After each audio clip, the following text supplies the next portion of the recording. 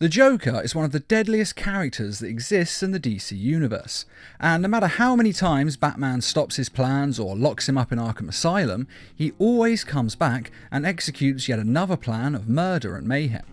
So this video is going to discuss some ideas of ways that I think Batman could stop the Joker for good.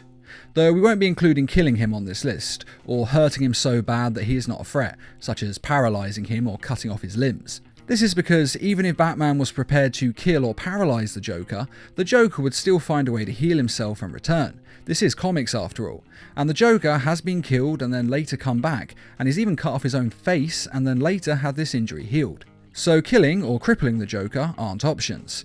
One, because it's immoral and no superhero would willingly do it, though maybe the Red Hood wouldn't mind doing it a bit. Why on God's earth is he still alive? And the second reason is that in the world of comics, death is not the end. It's just a mild inconvenience, and killing or paralysing the Joker would not be a permanent solution, as he would definitely come back. So the first way that I think you could stop the Joker is to find his family. Now, no one knows who the Joker is. This has been a part of his character since he first appeared in comics. And though there have been some alternate versions of the Joker where we learn his real name and see what he was like before he went insane, in the main version of the Joker's character, no one in the DC universe knows who he is, or rather, who he was. Of course, we know from the comic and film The Killing Joke who the Joker was before he went insane.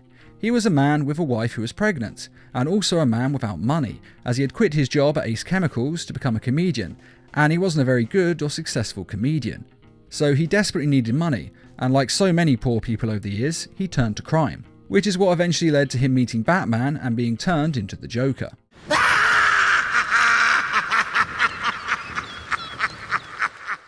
But going back to when he was a normal person, one of the main reasons that the Joker does lose his mind is because he is told by the police that his wife and child are dead, which is understandably devastating. But how do we know that they're actually dead? After all, we never see a body or a funeral, so the cops may have got the wrong person. Maybe the woman and baby are fine. Maybe the wife died and the baby managed to survive. Maybe it was a completely different woman who had a baby and they got the names wrong in the hospital. His wife could be very healthy and alive in the hospital with a young baby who is also alive. We just don't know, because the Joker never bothers to check up on this as far as we see. For all we know, this is some sick practical joke that the cops play on random guys. After all, it has been established that the cops back then were corrupt as they come and, quite frankly, arseholes. But even if his wife and child did die, he probably has other family in the world, such as a sibling or a parent or an uncle or a cousin.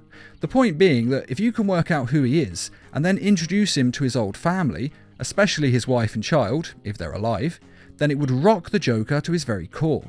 As I said, a huge part of him being the Joker is because they are dead. It's the spark that lit the insanity inside his mind.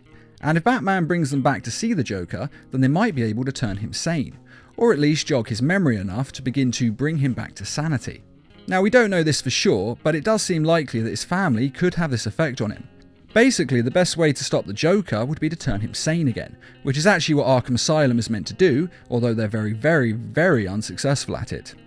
And even if the family are dead, well, there are Lazarus pits in the world, and while it is unlikely that Batman would want to use one to resurrect his dead family, well, it would probably be a better option than letting the Joker continue as he is.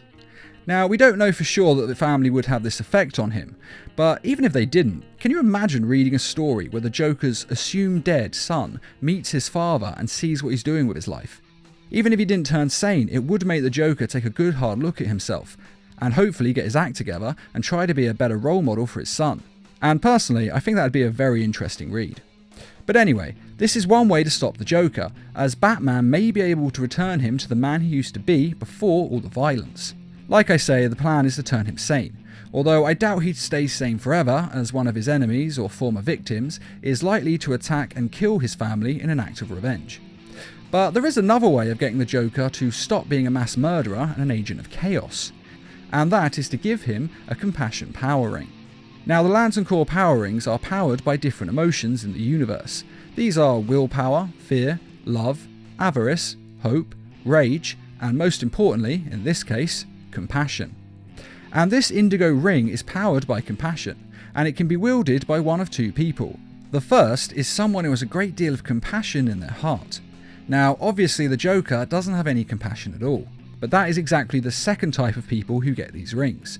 You see, the rings mainly latch on to people who have no compassion at all, such as serial killers, war criminals, or anyone who has no empathy for other living beings. And since the Joker has no compassion or empathy, he's a perfect candidate for one of these rings. And the compassion rings basically make a person who is a horrible mass murderer into quite a nice and compassionate person. Basically, they change a serial killer's personality to turn them into the perfect neighbour. And this means that so long as the Joker is wearing one of these rings, he would not be the Joker anymore, as he would not harm any living person. Effectively, this ring would kill the Joker and leave behind someone far less deadly. And the Joker could even spend the rest of his life on the Indigo Tribe's planet, safely tucked away from the rest of the world. Now, you may think putting him on another planet wouldn't work, as it's just another prison, and no prison has ever held the Joker. Hell, he even escaped the Phantom Zone in the Lego Batman movie. But every time the Joker was previously in prison, such as the Phantom Zone or Arkham Asylum, he always wanted to escape and wreak havoc. But with the Ring of Compassion on his finger, he wouldn't want to escape, as he'd be happy where he is. And this is probably the best way to stop the Joker, short of killing him, as the ring would pretty much make him sane, or at least sane enough that it wouldn't make any difference. And he would no longer be a threat, as he'd be far enough away that none of his old enemies could attack him, and none of his old allies could get there to get the ring off of his finger. I'm mainly thinking of Harley Quinn here, as she is the most in love with him. But in the current continuity of DC Comics, the Joker and Harley aren't an item anymore, so she probably wouldn't help him. And even if they did go there to try and get the ring off of him, he would fight to keep it on, because he'd basically be a neutered Joker, and he would want to remain that way. And these two ways seem to be, to my mind at least, the best ways to stop the Joker, as they both change his mind and mental state, as the real danger of the Joker is that he is mad and violent.